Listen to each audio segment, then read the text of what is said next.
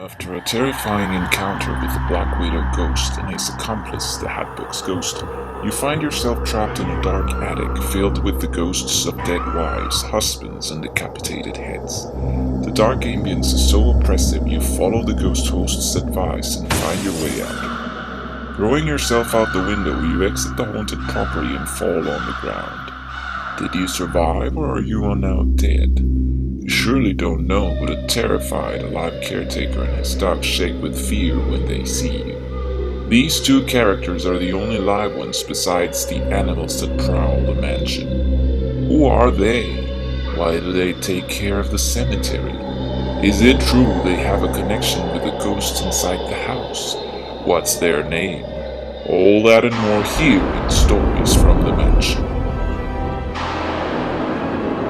The caretaker was thought of right since the right's inception.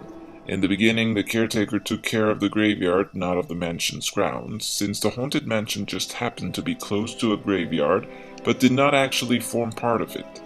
The graveyard, according to one of Campbell's book illustrations, is the Whispering Glade Cemetery, a public burial ground next to the Gracey Manor. The caretaker is walking towards the graveyard to see what all the commotion is about, and sees with fright how you've fallen from the house and how the grinning ghosts come out and socialize. This character appeared in Mark Davis's original sketches as caretaker of the graveyard. He was never given an official story, and as with all the characters, cast members wrote one for him before any canon came out.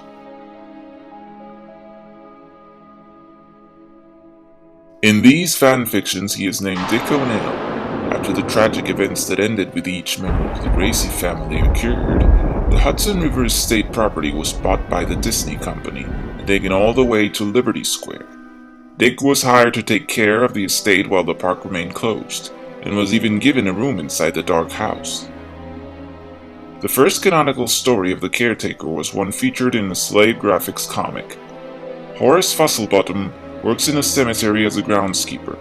Though he and his dog are extremely coward, they both have a reason to remain in the job despite the creepy apparitions. In a song which is sang by the Busts, they explain how Boney, the groundskeeper's dog, ventures inside the cemetery, braves all sorts of spirits and apparitions, only to find his master, Horace, taking tea with a ghostly woman. This woman is later revealed to be Horace's long-dead wife, who was buried there. In order to visit her nightly, Horace must overcome his fears and cross the hallowed grounds to spend some quality time with her love. In 2003, the caretaker appeared briefly in the graveyard, though not in an alive mode, but as a ghost. Zeke Holloway, main protagonist of the Great Haunted Mansion video game, was heavily inspired by the coward caretaker.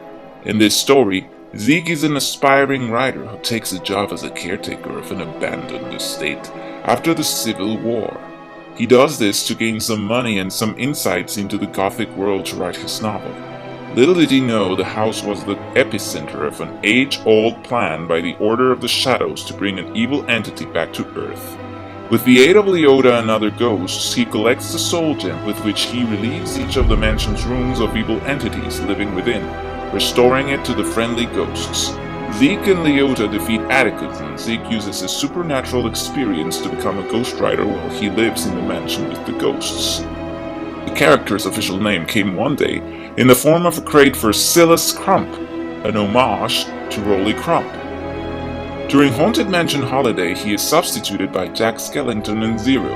In Phantom Manor, his similar spot is occupied by none other than Henry Ravenswood and the vicious zombie dog Goliath.